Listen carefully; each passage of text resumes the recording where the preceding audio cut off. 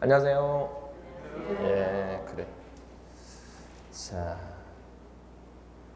7주차입니다. 7주차 주택법. 오늘 주택법 한 3분의 2 정도 할 겁니다. 3분의 2 정도 하고, 그 다음에 3분의 1 정도 하고, 농지법은 이번 주 토요일 날, 한 2시간 정도 하도록 할게요. 그러면 내용이 다 끝나게 됩니다. 핵심하고 기출 변형 문제 강의는 끝납니다. 그럼 이제 다음 주부터죠. 다음 주부터 바로 이제 뭐 하게 되냐면 동형. 동형이라고 하는 것은 뭐냐면 실제 시험하고 뭐죠? 똑같이 실제 시험과 똑같은 그 유형으로 해서 출제를 하게 됩니다. 40문제. 그럼 미리 여러분한테 시험을 볼 시간을 드리고 문제 풀 시간 드리고 그리고 그 이제 답안지 제출하시고 그런 식으로 해 나가도록 할 겁니다. 답안지 제출하죠 그러면. 몰라요? 답안지 제출해야 돼요. 답안지 제출하면 그거 이제 여기 벽에다 다 붙여놓습니다. 붙여놓고 붙여놓아요. 안 붙여놔요 여기는? 보통 타학원에서는 다 붙여놔요. 시험을 보잖아요. 그럼 벽에다가 붙여놔요. 그래서 보통 자기 이름 안 쓰고 뭐 가명으로 쓰죠. 뭐 도로시 뭐 이런 식으로. 자기 이름 쓰면 부끄럽잖아요. 그러니까 자기 이름 안 쓰고 가명으로 보통 씁니다. 그렇게 이렇게 하는데 어쨌든 그렇게 해서 쭉 해서 점수가 이제 나오겠죠. 나오는데 다음 주 이제 동형을 보게 되면 점수가 그렇게 높게는 안 나올 거예요. 당연히. 그게 정상이에요. 공법은 점수가 높게 나오는 과목이 아닙니다. 그럼 당연히 실제 시험장 가면 우리가 못 보던 문제가 한 10개 정도는 있다고 생각하셔야 돼요. 10개 정도. 10개 정도는 있다고 생각하고 그리고 들어가야 됩니다. 그래서 뭐 어떻게 보면 그 만점이 100점 만점이 아니고 80점 만점이다 이렇게 생각하시면 될 거예요. 거기에서 이제 좀 그렇게 되겠죠. 그래서 실질적으로 우리가 안 했던 부분들 그런 문제가 나오기 때문에 시험에서도 동용에서는 그러니까 백선이나 아니면 뭐 쪽집게 백선 뭐 이런 거 있잖아요. 백선이나 그리고 우리 지금 할 때는 그렇게 하면 안 되죠. 그렇게 하면 안 되고 주로 이제 시험 문제에서 많이 얘기할 수 있는 것들 많이 나왔던 걸 위주로서 해야 되고 근데 동형이라고 하는 것은 실제 시험과 똑같이 놓고 우리가 봐야 되기 때문에 실제 시험에서는 얘기했잖아요. 이불로 틀리라고. 왜 난이도 조절을 해야 되니까. 그러니까 지금 뭐 올해 뭐 시험이 어렵다는 얘기가 많잖아요. 하도 이제 물론 상대평가 가려고 하면 적어도 뭐죠? 최소 2년. 정말 미친 척하고 하면 1년. 근데 2년 이상은 돼야 돼요. 2년. 전에도 한번 얘기했듯이 그래야 돼요. 그러면은 그 전에 할 수 있는 거는 뭐죠? 시험 문제를 어렵게 내는 것밖에 없어요. 인원을 조절하려면 어렵게 내면 돼요. 이렇게 내면. 근데 이제 또 너무 어렵게 내면 이게 또 난리가 날 수도 있으니까 적절히 조절하는데 그때 이제 과목별로 어렵게 하면 되죠. 그럼 가장 어렵게 하기 쉬운 과목이 뭐예요? 공법이죠. 왜? 뭐 저 구석에 있는 거 내면 되니까. 그거는 그러니까 구석에 있는 거 내면 돼. 그런데 그렇게 하더라도 제가 얘기했잖아요. 그래서 공법이 어려우면 정말 열심히 한 사람하고 그냥 기본적으로 열심히 한 사람하고 차이가 안 나요. 그래서 원래는 그렇게 문제를 내면 안 되죠. 안 되는 거예요. 근데 난이도 조절할 때 가장 쉬운 게 뭐냐면 공법이에요. 그렇잖아요. 법령이 워낙 넓으니까 규칙 있는 거 내보세요. 별표 있는 거 있죠. 그거 싸그리 모아서 내보세요. 누가 맞춰요? 그걸? 못 맞춰요. 그래서 틀린 문제를 틀리는 연습을 해야 돼요. 왜? 시험장 가서 갑자기 뭐죠? 봤는데 모르는 게 많으면 멘붕이 오거든요. 이거 뭐지? 특히 뭐하고 같이 시험을 봐요? 중개사법하고 같이 시험을 보잖아요. 중요한 건 뭐냐면 이게 단독으로 혼자 시험을 보면 상관이 없어요. 그럼 상관이 없는데 중개사법하고 같이 시험을 보기 때문에 공법에서 난이도가 엄청나게 올라가가지고 이게 미친 척하고 나온다. 그럼 제가 얘기했죠. 난이도가 올라간다고 해서 난이도 올라가는 문제를 가지고 집중적으로 공부하시면 그거 완전 망하는 거예요. 그거는. 그건 못 맞춰요. 제가 얘기했잖아요. 못 맞춘다. 그거는. 정말 한 100개 해가지고 한 개 맞출까? 진짜 100개에서 한 개 맞출 수 있어요. 그 정도로 범위가 많다고요. 그러니까 그렇게 공부를 해서는 안 되고 그럼 그건 완전 학생들 보고 죽으란 소리죠. 100개 해가지고 한 개 나올 정도 되면 그렇잖아요. 그러니까 중요한 거 위주로서 하는데 버려야 될 것을 버릴 줄 아는 연습을 하셔야 된다고. 그래야 중개사법을 시험 보니까. 근데 중개사법하고 공법하고 두 개를 다 같이 어렵게 내지는 못할 거예요. 왜? 그러면 말이 안 되니까. 그래서 중개사법이 어렵든 공법이 어렵든 둘 중에 하나는 어려울 거예요. 1차 과목 중에서는 민법하고 학개론 중에서 제가 볼 때 민법이 어려울 가능성이 높고 민법이. 왜냐하면 지난번에 학개론이 어려웠잖아요. 근데 민법이 계속해서 민법은 어렵게 한 3년 정도 민법은 어렵게 안 나왔거든요. 이게 계속 3년 동안 어렵게 안 나왔어요. 이게. 그럼 민법이 어렵게 나올 가능성이 있고 1차에서는. 2차에서는 지금 공시세법이 어렵게 낸다는 얘기가 있어요. 근데 공시세법은 별도잖아요. 별도로 돼 있으니까 문제가 안 되는데 문제가 되는 게 뭐냐면 중개사법하고 공법 중에서 한 과목 정도를 어렵게 낼 수가 있다는 얘기예요. 만약에 공시세법을 어렵게 안 내면. 올해 얘기로는 공시세법 어렵게 낸다고 얘기했는데 그러니까 출제 내부에서 얘기하는 거예요. 그런데 만약에 공법하고 중개사법 중에서 어렵게 낸다면 둘 중에 하나를 이제 어렵게 내겠죠. 그러면 이게 오히려 뭐가 어려운 게 나아요? 중개사법이 아니죠. 공법이 어려워야죠. 중개사법이 어려우면 공법은 원래 어렵잖아요. 공법은 원래 어려운데 중개사법까지 어려우면 총점이 안 나와요. 공법이 쉽다고 해서 이게 고득점이 아니잖아 이게. 그러면 그래봤자 얼마 정도 나오냐 하면 70 몇 점. 그리고 울렁증이 있으면 쉽게 나와도 뭐죠? 실수를 많이 해요. 그래서 한 60 몇 점 이렇게 나와요. 근데 그 정도 나오면 퍼펙트죠. 잘한 거예요. 그런데 중요한 게 뭐냐면 중개사법이 75점 이상 나와야 되는데 안 나온다는 얘기예요. 어렵게 나오면. 그게 문제죠. 그럼 폭망이에요 이제. 그래서 어떻게 보면 제 과목이지만 제 과목이 어렵게 나오는 게 왜 좋겠어요? 안 좋죠. 어렵게 나오면 안 좋죠. 왜? 욕을 바가지로 얻어먹으니까. 그죠? 아유 공부 그래 했는데도 안 된다. 원래 그래도 안 되는 거예요 공법은. 예. 그랬는데 그 공법이 오히려 어렵게 나오는 게 여러분이 합격하는 데는 뭐죠? 더 낫다는 얘기. 왜? 과락만 넘으면 되니까. 과락만 넘으면 되니까. 두 과목 다 어렵게 나오라는 얘기는 죽이라는 얘기니까 그건 절대 그럼 합격자 수가 엄청 안 나와요. 두 과목이 다 어려우면. 그러니까 둘 중에 하나를 어렵게 내는데 작년에 공법이 어려웠잖아요. 그래서 올해는 중개사법이 어려울 가능성이 있는데 모르죠 뭐 그거는. 근데 시험이 어려울수록 공법을 어렵게 내기가 편하니까 출제위원들 입장에서는.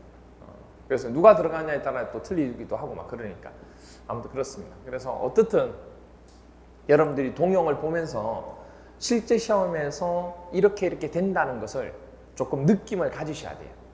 그래서 그게 두려워서 뭐 동영을 안 본다 이런 생각하시면 안 돼요. 동영은 너무 어려워서 보면 안 돼? 아니요. 그럴수록 보셔야 돼요.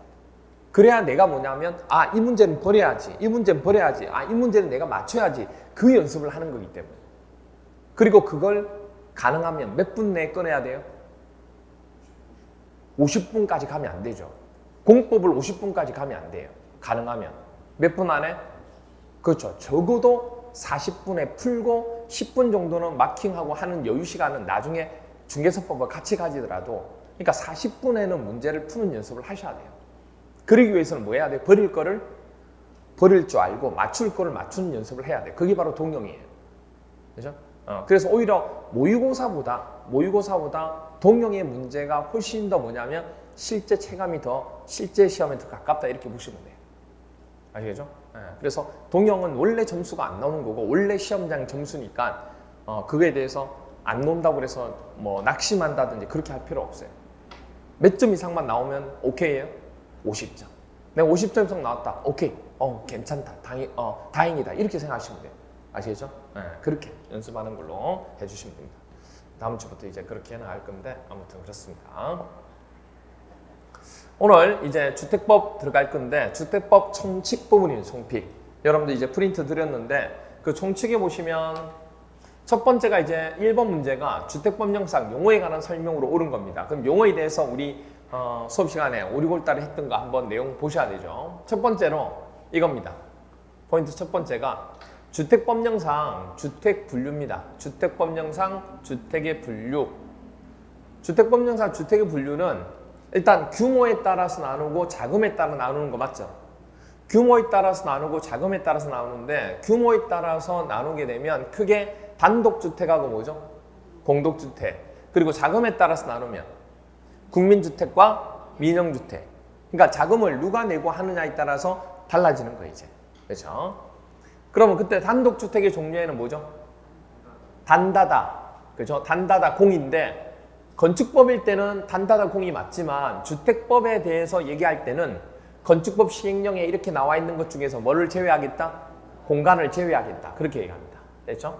그리고 공동주택에 대한 종류 물어보면 뭐죠? 다세대, 연기에서 기숙사가 빠지는 거죠. 그렇죠? 뭐 그렇게 된 거고. 그러면 여기서 보면 단독주택, 다중주택, 다가구주택 공간에서 공간 빠지고 다중주택이라 하면 주택 사용하는 층수가 몇 개층? 중 3이죠. 3 이하. 그리고 등치가 거의 뭐죠? 600이죠, 600. 그렇죠? 등치가 뭐 거의 6만해요. 그렇죠? 그래서 660, 그렇죠? 660 제곱미터 이하. 그리고 다가구 주택도 다가고 3 이하. 등치 똑같죠? 6만해요. 660. 그래서 660 제곱미터 이하. 그리고 고3이니까 몇 살? 19살, 19세대 이하. 이렇게 주어집니다. 됐나요? 이렇게 주어지면 되고, 그 다음에 공동주택의 종류에는 다세대, 연기. 됐나요? 이 중에 뭐가 빠져요? 그렇죠. 기숙사. 건축법 시행령에서 이렇게 나와 있는 것 중에서 주택법에서는 기숙사를 제외하겠다. 그렇게 됩니다. 그럼 아파트는 어디 살아요? 아파트에 살아요. 그렇죠? 나이 이상형. 아파트 이상형. 이렇게 됩니다. 다세대, 대학교니까 뭐죠? 4학년이죠. 4학년 이하. 등치는 똑같아요. 고등학생이나 중학생이나 대학생이나 다 똑같아요. 660 이하. 그런데 대학생들이 연합돼 있으면 똑같은 대학생이니까 4학년 이하죠. 그런데 등치는 커지죠. 얼마로? 660 제곱미터 초과로 커지게 됩니다. 이렇게 돼요. 됐죠? 그래서 이거를 우리는 주택에 대한 분류화되고 주택이라고 얘기합니다. 그런데 주택에 준한 게 뭐죠? 준주택이라고 얘기합니다. 주택은 아니지만 주택으로 볼 수 있는 준주택으로 보는 거예요. 그죠? 그래서 우리는 뭐죠? 노인 다중기. 노인 다중기. 그래서 오피스텔. 그리고 노인 복지주택. 그리고 다중생활시설. 기는 기숙사. 그래서 기숙사는 주택법에서 주택법령상 주택이 아니에요. 어디에 속해요? 준주택이 됩니다. 건축법일 때는 주택이 되는 거지만 아시겠죠? 그것만 조심하시면 돼요. 됐죠? 이렇게 해서 하나 봐주시고, 그 다음 또 하나. 세대 구분형 공동주택입니다. 정의. 공동주택, 주택 내부 공간의 일부를 세대별로 뭐해서 구분화해서 생활이 가능한 구조를 만든 걸 세대 구분형이라 하는데, 그러면 그 구분된 것을 별도로 뭐죠? 매매해가지고 소유권을 다른 사람한테 줄 수 있어요? 그건 안 돼요. 그래서 구분된 공간의 일부를 구분 소유할 수는 없다는 거. 그렇죠? 이렇게 됩니다. 그리고 요건은 세대 구분형 공동주택을 만들 때 요건은 사업 계획 승인을 받아 건설하는 공동주택일 경우 세대별 구분된 각각의 공간마다 별도의 뭐 있어야 돼요? 프라이버시를 하려면 욕실, 씻는 곳과 그 다음에 먹는 거, 부엌, 그리고 들어가는 곳, 현관을 설치할 것, 그리고 세대 간에 연결되는 문 또는 경량 구조의 경계벽을 설치할 것, 그리고 세대수는 해당 주택단지 안에 공동주택 전체 세대수의 그렇죠. 3분의 1을 넘지 않을 것. 그리고 주거전용 면적 합계, 그러니까 세대 구분형 공동주택에 대한 세대 구분형을 얘기하는 겁니다. 해당 주택단지 전체 주거전용 면적 합계의 얼마? 그렇죠. 3분의 1 넘지 않아야 된다는 거. 이 모든 요건을 충족해야 세대 구분형 공동주택이 되고, 그 다음에 이제 리모델링이라는 얘기가 나오는데, 리모델링은 두 가지 있죠. 대수선에 대한 리모델링이 있고 증축에 대한 리모델링이 있습니다. 그러면 대수선에 대한 리모델링은 몇 년 경과된 공동주택? 그렇죠. 10년 경과된 거. 그리고 증축은요. 15년 경과된 공동주택이어야 하고 각 세대 주거전용 면적 몇 퍼센트 이내에서 30% 이내에서 증축하는 행위를 우리는 얘기하게 됩니다. 그리고 또 하나 여기서 각 세대 주거전용 면적이 30% 이내라고 얘기했는데 그때 주거전용 면적이 85제곱미터 미만일 때는 안 하려고 하겠죠. 왜?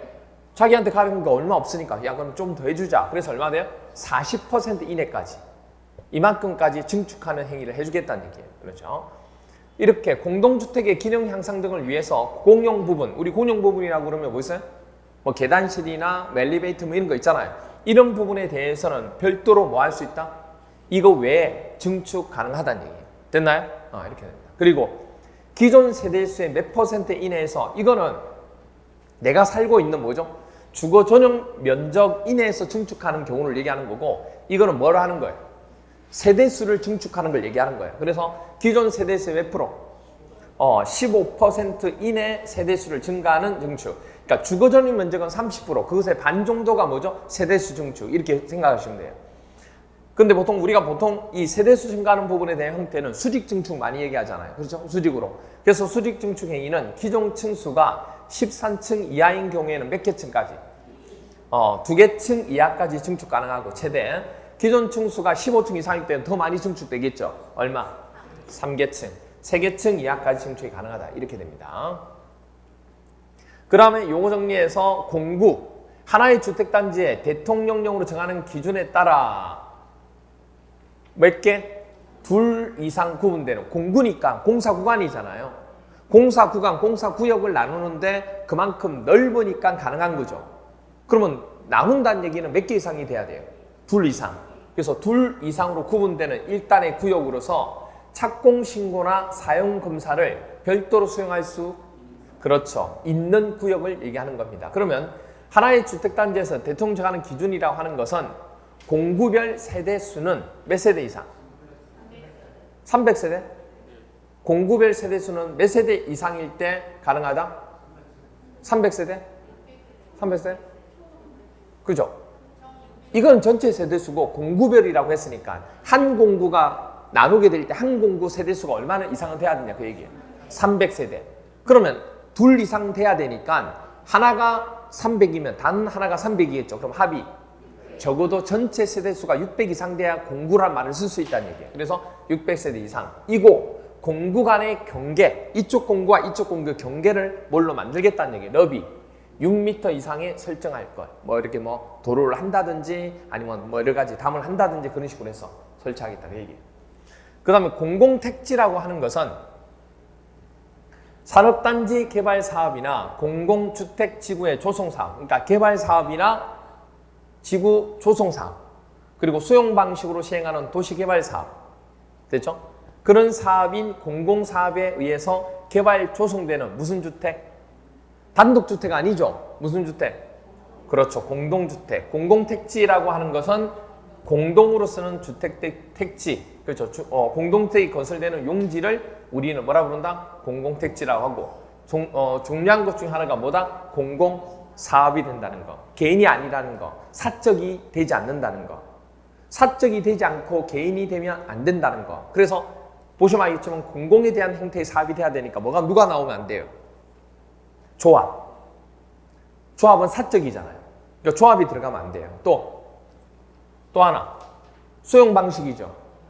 환지 방식. 안 돼요. 왜 안 돼요? 환지 방식 왜 안 돼요? 환지 방식은 전체 땅을 다 수용하는 게 아니죠. 그러면 공동주택을 건설하기가 쉽지 않죠. 각각의 조그만한 토지를 분할하는 거니까. 개인만의 토지 소유자 따로 있잖아요. 그래서 그런 부분은 어렵다고 얘기하는 겁니다. 그래서 이런 경우를 얘기한다는 거. 그 다음에 각각 별개의 주택단지로 볼 수 있는 거. 뭐가 돼요?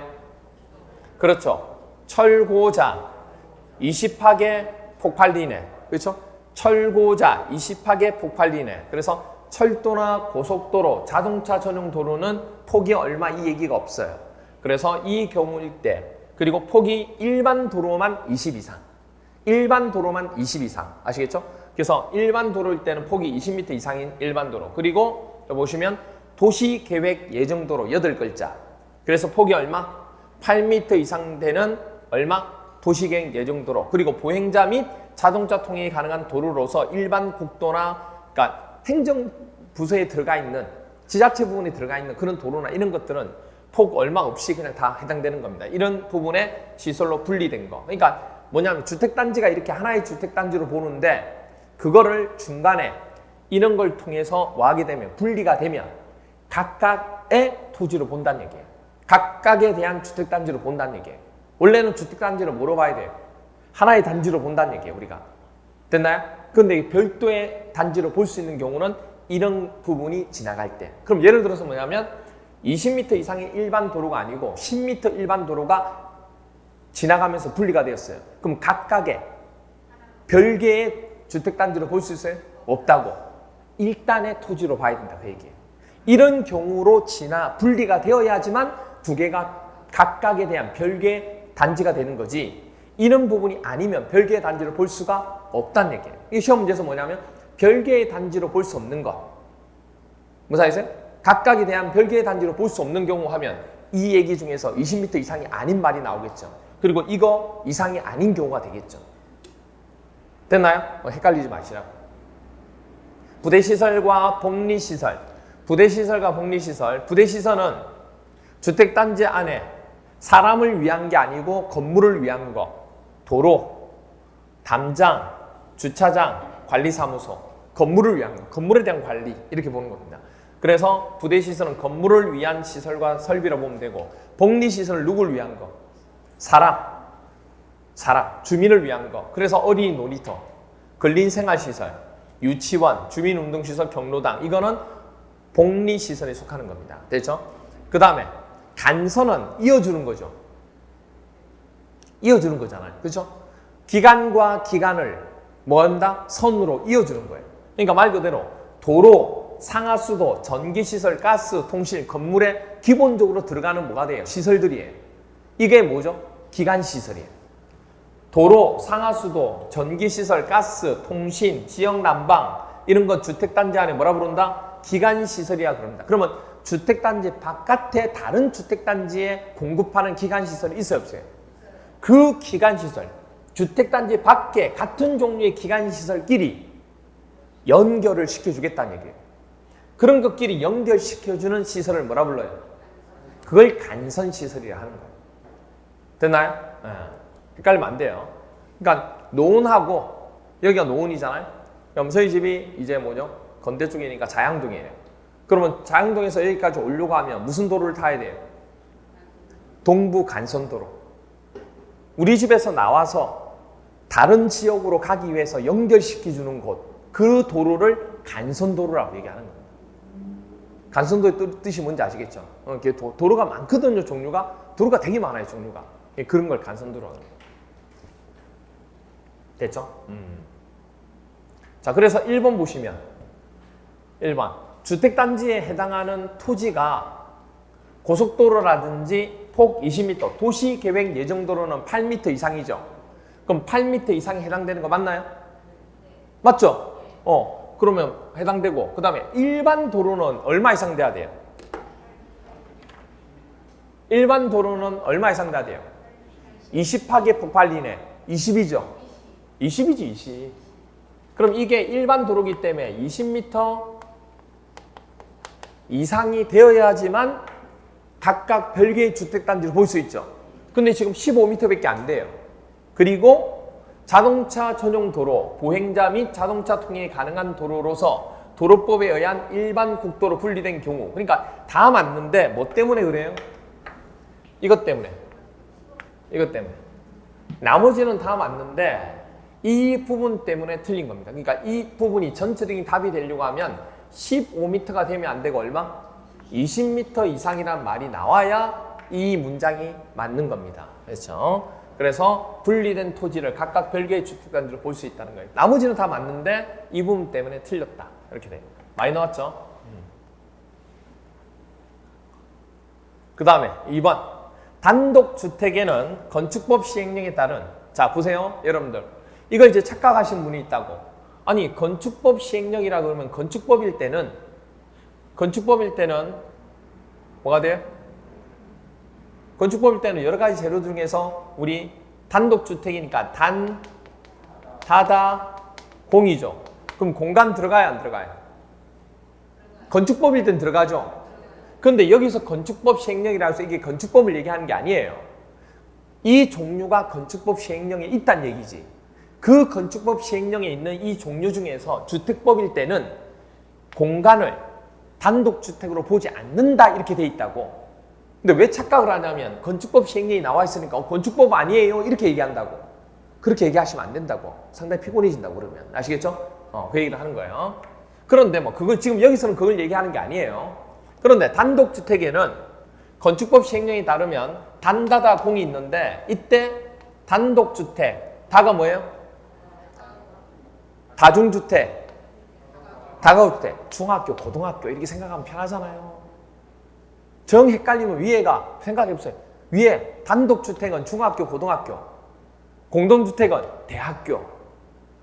되나요? 그러니까 다가구 주택은 다가구, 고등학교는 단독주택 들어가죠. 근데 포함되지 않는다 그랬으니까 뭐죠? 틀린 거라고. 그래서 포함되지 않는다가 아니고 포함된다 이렇게 돼야 되겠죠.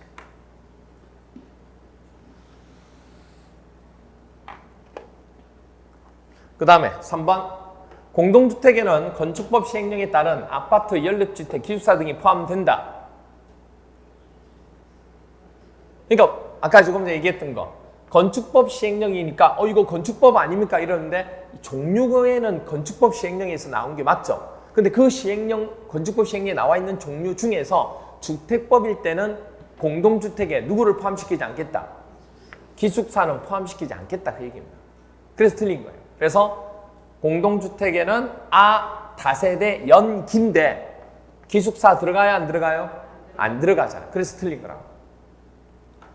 그래서 아파트, 연립주택, 기숙사 등이 포함된다. 아니죠? 기숙사 들어가지 않습니다. 아파트하고 연립주택이 들어가는 거 맞죠? 네.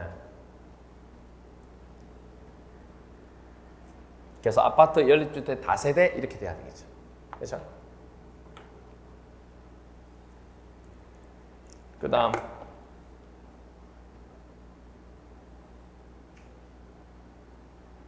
뭐예요? 왜 3분 동그라미 치놨지? 3분을 왜 동그라미 치놨지? 조심해라. 조심해라. 동그라미 아니에요 이거. 조심해라. 이거 많이 틀리니까 조심해라 이거. 조심해라 이 얘기. 상당히 조심해라 이거. 많이 틀리더라. 이 건축법이 이건 줄 알고 많이 틀리더라. 그렇지. 그래요. 상당히 조심해라. 조심해라. 그렇죠? 몇 개 조심할 게 있어요. 그 다음 4번 주택이란 세대의 구성원이 장기간 독립된 주거 생활을 할 수 있는 구조로 그렇죠? 건축물의 전부 또는 일부를 말하고 부속 토지는 포함이 안 돼요? 포함이 됩니다. 부속 토지는 제외가 아니고 포함된다. 부속 토지도 포함이 돼요. 그 다음에 5번 주택단지에 딸린 어린 놀이터 사람의 관계 있는 거죠. 어린 놀이터니까 사람하고 관계, 주민하고 관계 있는 건 뭐예요? 복리시설이죠. 근린생활시설도 그렇죠. 사람하고 관계 있죠. 유치원, 주민운동시설, 지역난방 공급시설 등은 부대시설에 포함된다. 부대시설이 아니고 뭐예요 이거? 그러니까 이거 자체도 지역난방 공급시설은 이거는 뭐예요? 이거 뭐예요? 기관시설이죠. 기관시설 이거는. 그렇죠? 그러면 지금 나와 있는 것 중에서 이런 부분에 관한 내용은 부대시설이 아니고 뭐가 돼요? 복리시설이죠. 복리시설. 그렇죠? 이렇게 됩니다. 이렇게 되고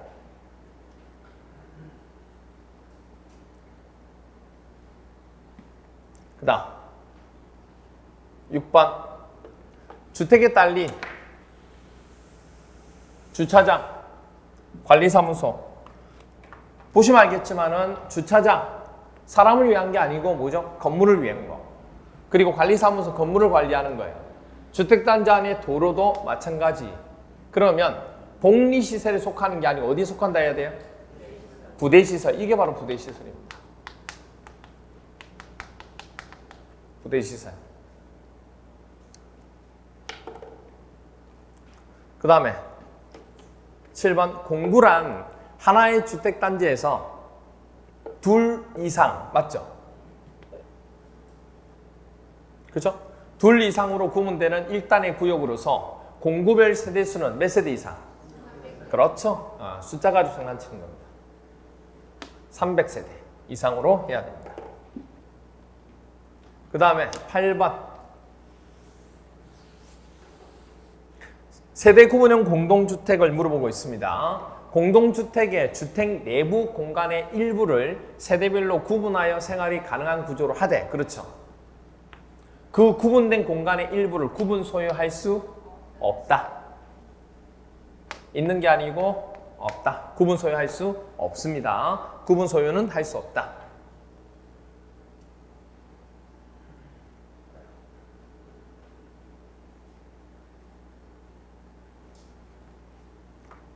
동그라미가 상습적으로 여기에 지금 쳐주고 있는데 왜 이렇게 돼 있지? 이것도 조심하라. 여기 동그라미가 계속 이거 고정돼 있는데 보니까 빔이 좀 안 좋네요. 빔이. 그다음 9번 산업 입지 및 개발에 관한 법률에 따른 보시면 알겠지만은 산업단지 개발 사업입니다. 8번 맞는 거 아니에요? 틀린 거예요. 개발 사업에 의해서 개발, 조성된 공동주택이 산업단지 개발 사업입니다. 그리고 개발로 조성된 단독주택이에요? 공동주택이에요? 공동주택으로 되는 땅은 뭐라 불러요 우리가? 공공택지라고 하잖아요. 그러니까 답은 몇 번? 9번. 네. 이게 일로 가야 되는데 이게 참 이렇게 밑으로 가야 되는데 아무튼 동그라미 쳐야 될 때는 안 치고 이게 맞죠? 이렇게 돼요. 그렇죠? 그 다음에 10번 준주택입니다. 준주택이란 잘못 봤을 때 이렇게 보실 때 보세요. 준주택 일환요관 일환에 있는 요관이다. 그거 아니에요. 잘 보셔야 돼. 이거 잘못 보시면 안 돼요. 일환요관이라는 게 아니에요. 이거 잘못 보셔가지고 잘못 봐가지고 띄어서 잘못해. 준주택 일환요관 여인수 이름이 일환요관이라는 얘기인가? 준주택이란 여관, 여인숙, 제2종 근린시설에 해당하지 않는 무슨 시설? 노인 다중기 할 때 다중 맞네요? 오케이 맞아요. 그 다음에 주택에 해당하지 않는 지역아동센터는 없었는데 이거 X. 청소년 진흥패드 유소호스텔 없었죠? 공감도 없었죠? 그렇죠. 다 없습니다. 이거 하나 딱 있는 거네.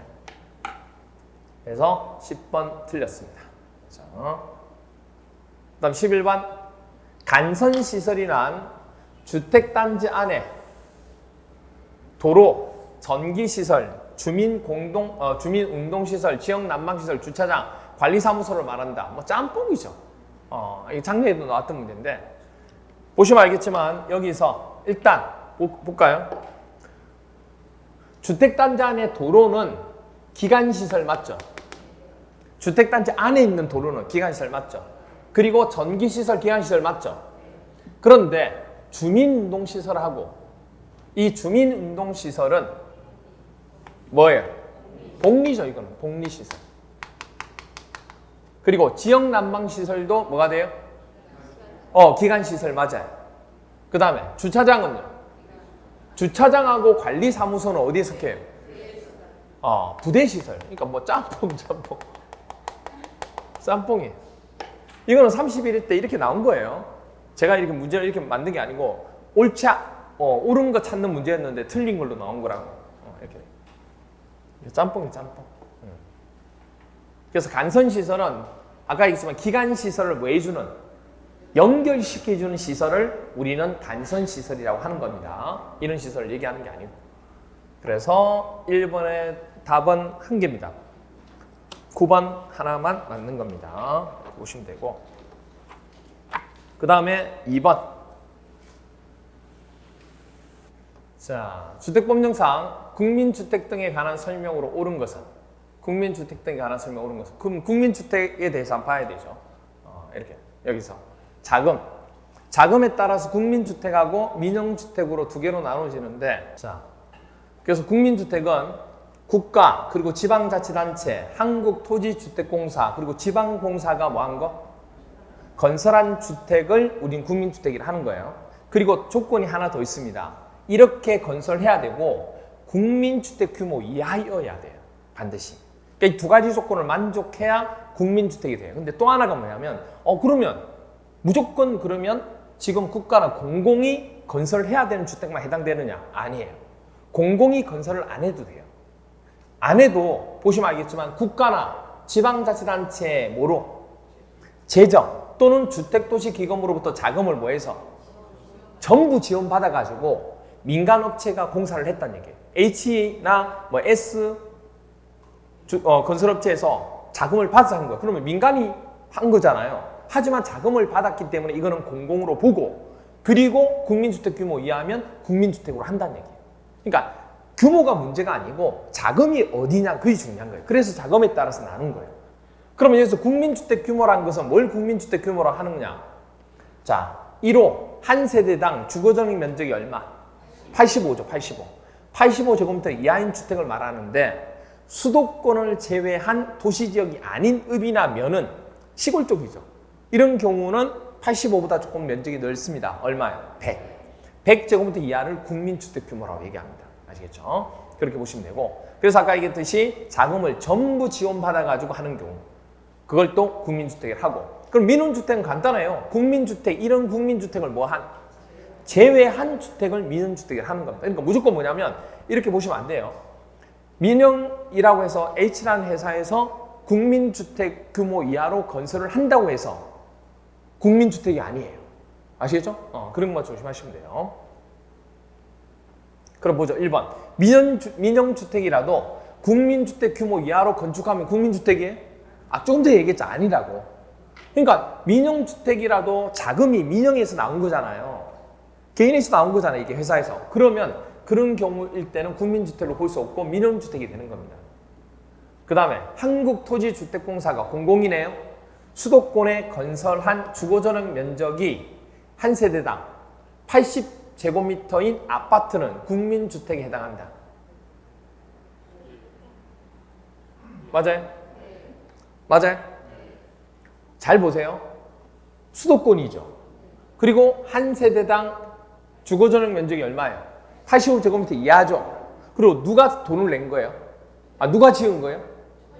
공공이잖아, 공공이. 그러면 그 종류가 뭐든 간에 국민주택이 되는 거예요. 무사했어요? 그래서 맞는 거죠. 그 다음에 3번. 한번. 지방자치단체의 재정으로부터 자금을 지원받아 건설되는 주택이 국민주택에 해당하려면 자금 50% 이상을 지방자치단체로부터 지원받아야 된다. 50%가 아니고 전부를 지방자치단체로부터 지원받아야 됩니다. 4번. 다세대 주택일 경우 주거전용 면적은 건축물의 바닥 면적에서 지하층 면적을 제외한 면적으로 한다. 맞나요? 다세대 주택일 경우 주거전용 면적 있죠? 우리 주거전용 면적. 주거전용 면적이라고 하는 것은 건축물의 바닥 면적에서요. 자, 물어볼게요. 건축물의 바닥 면적이라고 하는 것은 어느 한 층만 얘기해요? 전체를 얘기해요? 전체, 건축물이니까.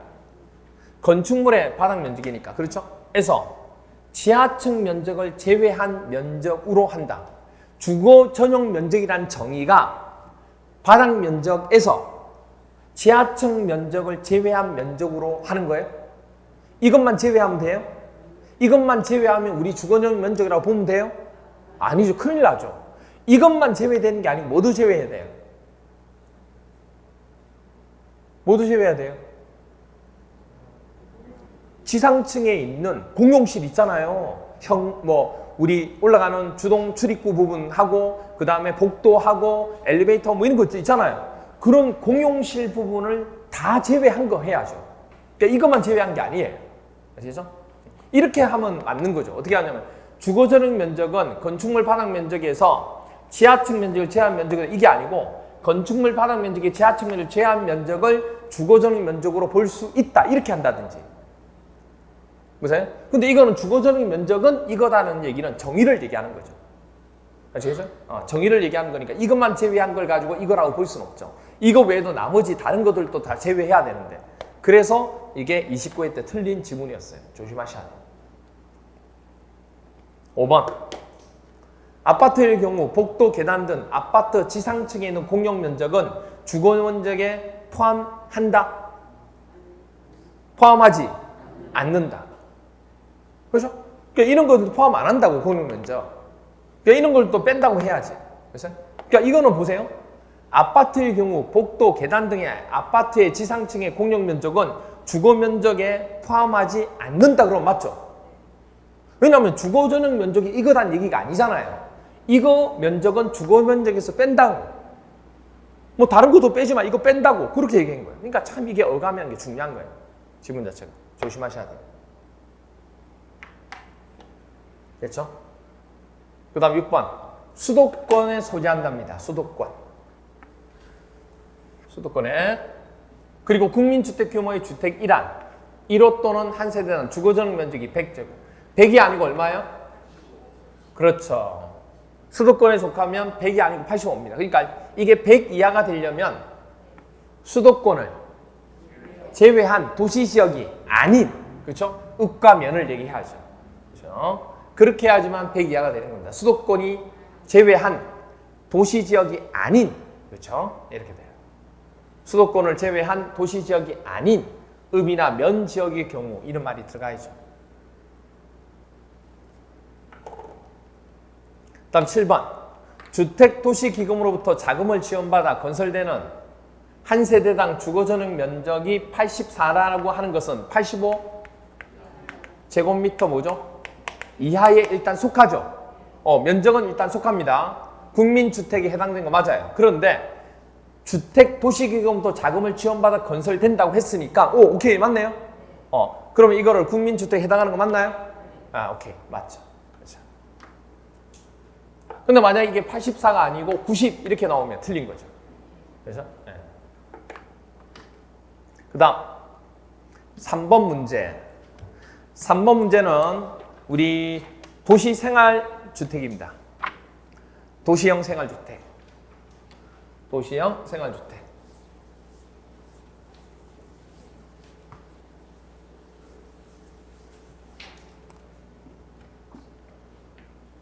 도시형 생활주택은 이걸 이제 봐야 되겠죠. 정의.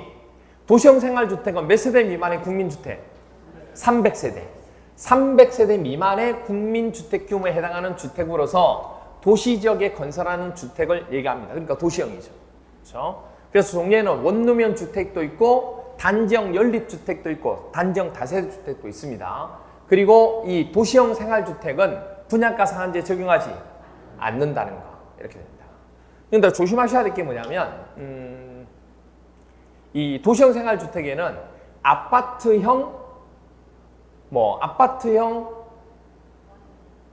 원룸형 주택 종류가 아파트형도 있고 여러 가지가 있잖아. 이게 있는데 조심하실 게 뭐냐면 그러면 아파트가 도시형 생활주택이라고 볼 수 있어요?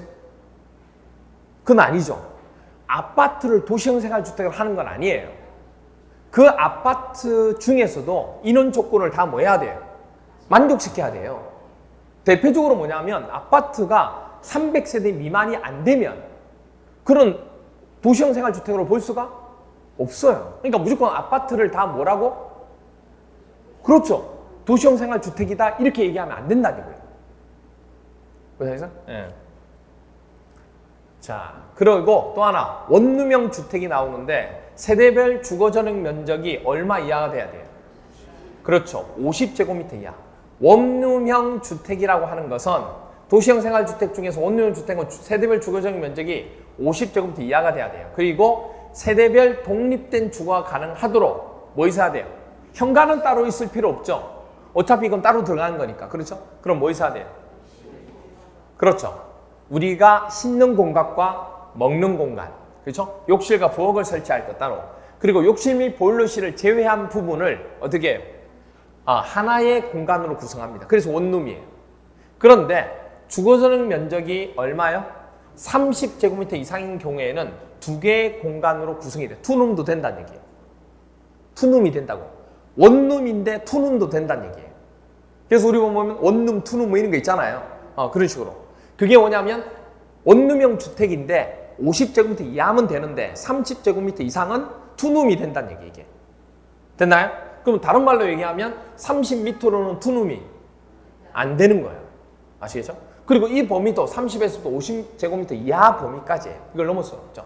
그래서 30제곱미터 이상인 경우에는 두 개의 공간을 구성할 수 있다는 거. 그리고 지하층에는 세대를 설치한다 안 한다.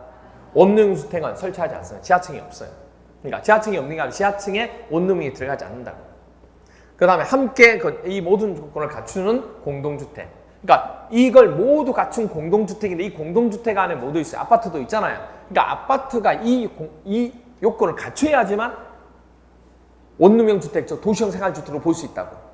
그 다음 함께 건축할 수 있는 여부입니다. 하나의 건축물에는 도시형 생활주택하고 그 밖의 주택을 함께 건축할 수 있다 없다? 없다. 그리고 단지형 연립주택 또는 단지형 다세주택하고 원룸 주택을 함께 할 수 있다 없다? 없다. 무조건 없다 생각하시면 돼요. 그런데 예외적으로 이제 할 수 있는 경우가 나옵니다. 원룸형 주택하고 주거전용 면적 85제곱을 초과하는 주택 얼마? 실제 주인이 살 수 있는 한 세대만 함께 건축할 수 있다 없다? 있다. 됐죠? 원룸형 주택하고 주거전용 면적이 85를 초과하는 주택 한 세대만. 그러니까 주인은 허락하겠다 그 얘기예요. 그렇죠? 그 다음에 또 하나 뭐냐면 이게 아닌 경우일 때도 허락할 수 있는 건 지역이 준상이 나오죠. 준상이. 준주거지역하고 뭐죠? 상업지역. 준상이. 그렇죠? 준주거지역하고 상업지역. 준주거지역이나 상업지역에는 원룸형 주택에 도시형 생활주택 외 주택을 함께 할 수 있다 없다? 있다. 그렇죠? 준상이만큼은 허락하겠다는 얘기예요. 원래 돼야 안 돼요? 원래 허락 안 했어요. 원룸에는 아무도 허락 안 했어요. 근데 누구만? 준상이만 허락하겠다는 얘기예요. 준상이만. 그렇죠? 그렇게 됩니다.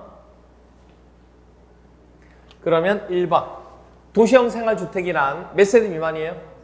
300세대 500세대 아니에요. 300세대 미만의 국민주택 규모에 해당하는 주택으로 대우를 정하는 주택을 말합니다. 수도권 정비계획부에 따라 수도권의 경우 도시형 생활주택 1호 또는 한 세대당 주거전용 면적이 100제곱미터 이하이어야 한다. 도시형 생활주택은 국민주택 규모 이하죠. 도시형 생활주택은 국민주택 규모. 그 중에서도 원룸형 주택의 주거전용 면적은 50제곱미터 이하. 헷갈리면 안 돼요. 이걸 헷갈리면 안 된다고. 왜냐하면 도시형 생활주택은 원룸도 있고 다른 것도 많잖아요. 다른 것도 있다고. 그런데 원룸형 주택이라고 하는 것만 50제곱미터 이하고 뭐는 도시형 생활주택은 300세대 미만이고 주거전용 면적이 국민주택 규모 이하. 그러니까 얼마예요? 85제곱미터 이하가 돼야 한다고. 그럼 85제곱미터 이하가 돼야 하는데 100이니까 맞아요? 틀려요? 틀린 거죠. 그렇죠?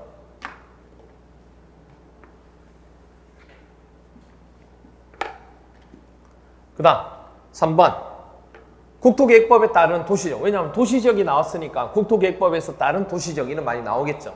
건설하는 세대별 주거전용 면적이 85제곱미터인 아파트는 도시형 생활주택에 해당하지 않는다. 자 보세요. 도시지역에 건축하는 세대별 주거전용 면적이 85제곱미터면 국민주택 맞죠? 국민주택 아파트입니다. 그럼 이건 도시형 생활주택에 해당하지 않는다.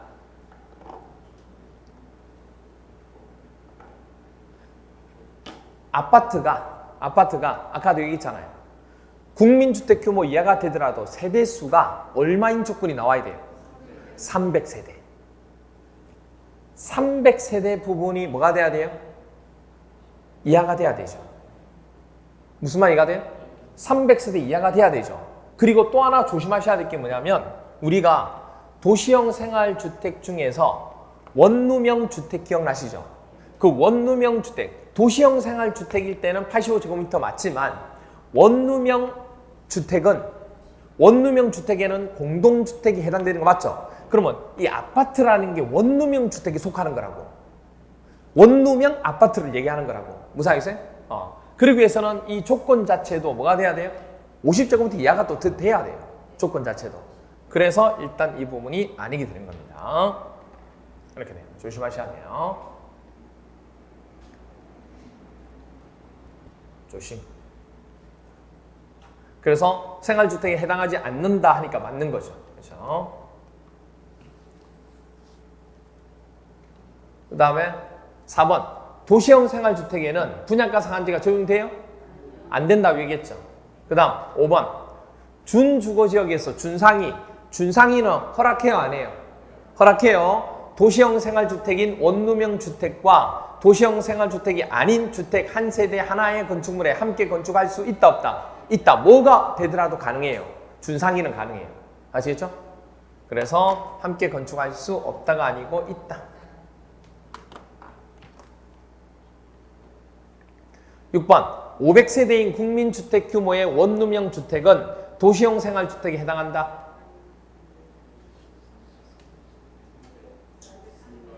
몇 세대예요? 300세대지. 500세대 아니잖아요.